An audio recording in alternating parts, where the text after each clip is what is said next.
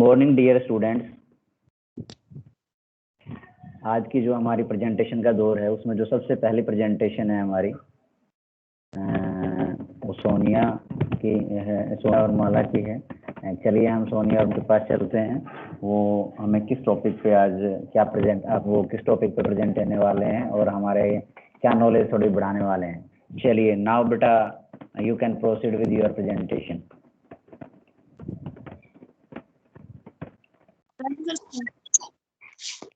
Yeah, you can proceed, beta.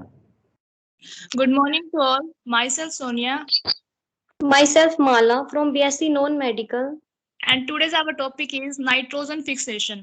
Before discussing our topic, here is first introduction.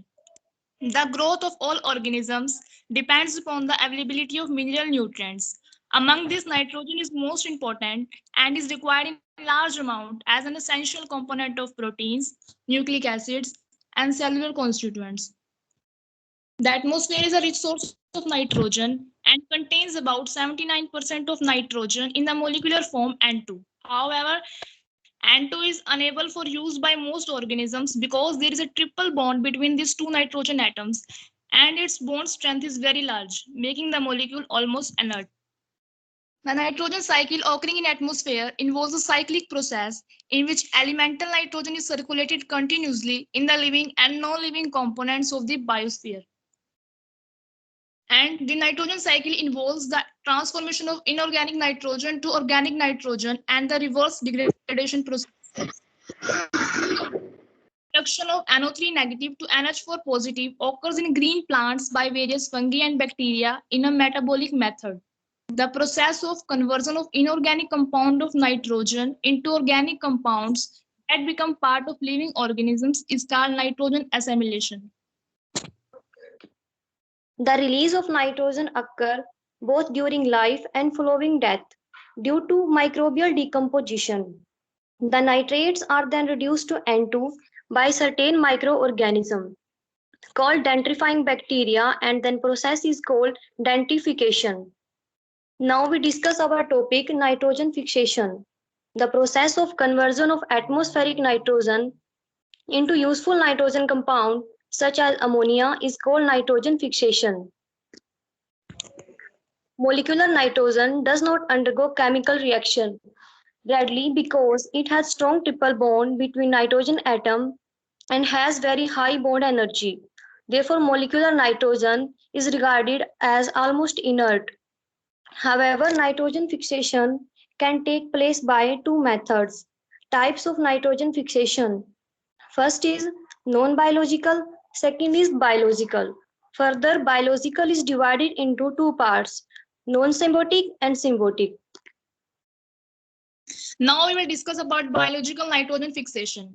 It involves the reduction of nitrogen into ammonia by biological process with the help of enzymes or microorganisms.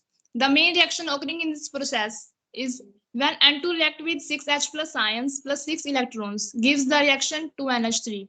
And also the reaction may be presented as N2 plus 16 ATP plus 8H plus 8 electrons gives 2NH3 plus 16 ADP and 16 Pi plus H2.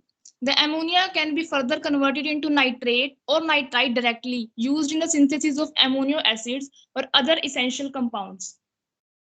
This reaction occurs at ambient conditions of temperature and pressure in rhizobia, bacteria and nodules on the roots of leguminous plants such as peas and beans, as well as in other independent bacteria. There are many bacteria and blue-green algae that undertake nitrogen fixation. These are of two types.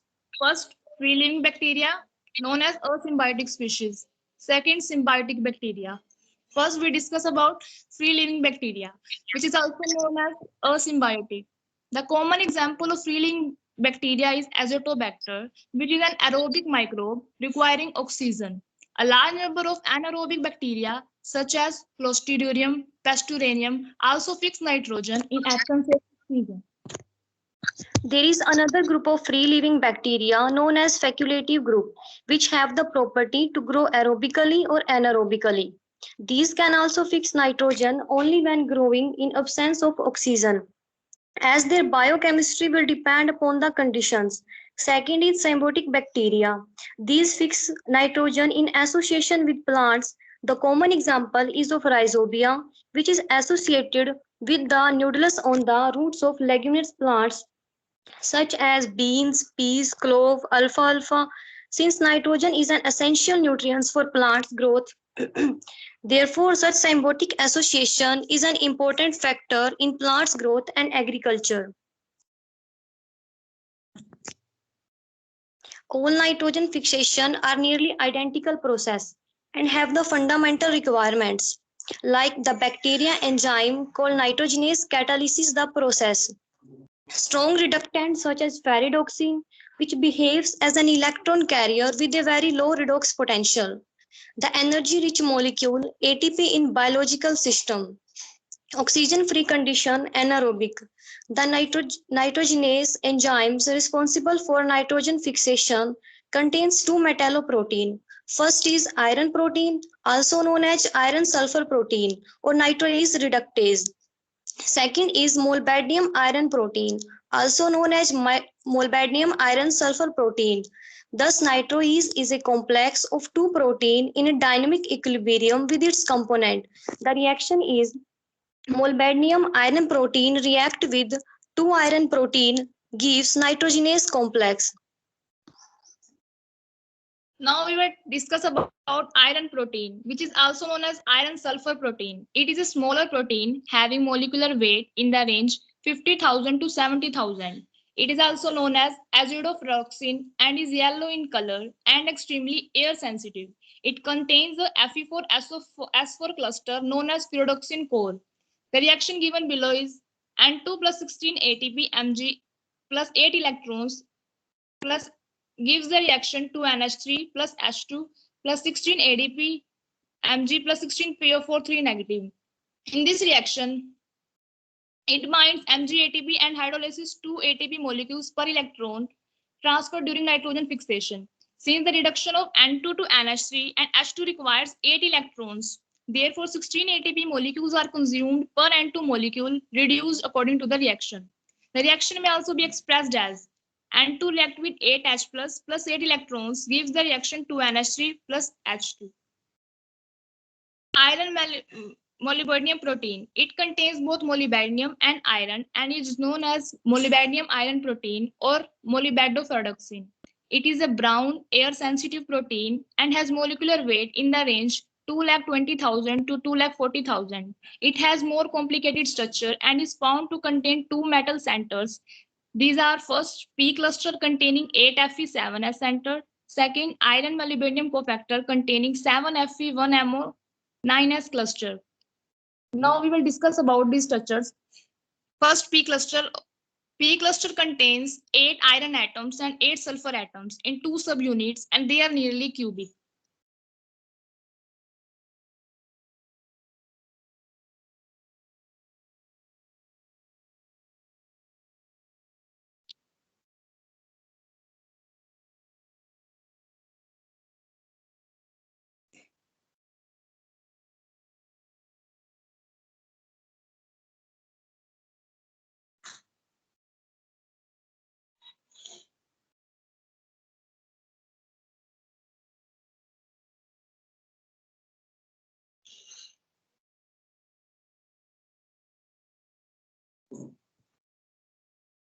The P cluster is believed to assist the reaction by transfer of electron. It accepts electron from the Fe protein and transfer this electron to FeMO cofactor, resulting activation and reduction of N2 during the 2-electron redox cycle.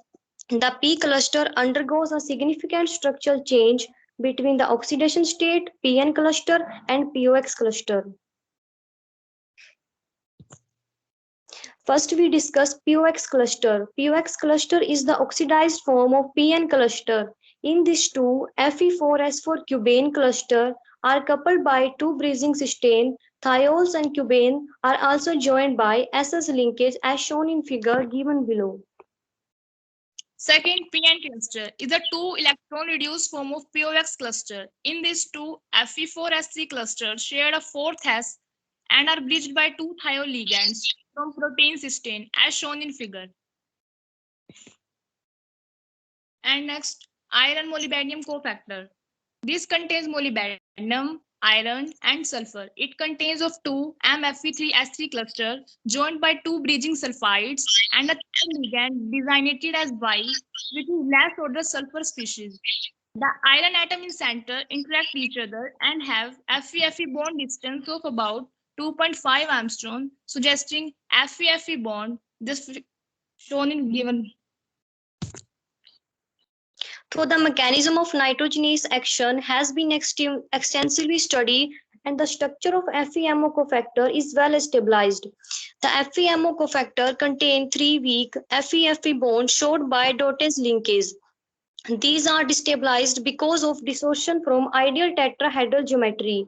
It may be assumed that N2 could bind in the center of FeMO cofactor, thereby replacing the weak Fe-Fe bond with multiple Fen bonds having approx sp3 geometry. As a result of Fen interaction, the sp square hybridize and bonds get weakened, thereby lowering the high activation barrier for N2 reduction. The cavity size in the FeMO cofactor structure is only about 0.5 degree angstrom, which is too small for N2 to fit this cavity. However, if the cavity size is believed to be increased, then the distance between central iron atom will increase, with the result that Fe-Fe interaction shown in figure may not exist. Thank you. Thank you very much बेटा, बहुत ही अच्छी presentation बनाई है आपने, बहुत मेहनत करी हुई है इसमें और आपने काफ़ी होमवर्क भी किया हुआ है इसके ऊपर। जो आपने प्रेजेंटेशन की जो स्लाइड्स देखी हमने बहुत बनाया हुआ है और अपने एक्सप्लेन भी बहुत अच्छा किया है और आई थिंक इस टॉपिक पे आपकी नॉलेज भी काफ़ी बढ़ गई होगी। अगर हमें कोई कभी पूछना भी हुआ, कुछ डिस्कस करना हुआ तो डेफिनेटली हमें सोनिया और माला से डिस्कस करना पड़ेगा। अगेन बेटा, again thank you very much beta for this nice presentation. Thank you, sir. Thank you, sir.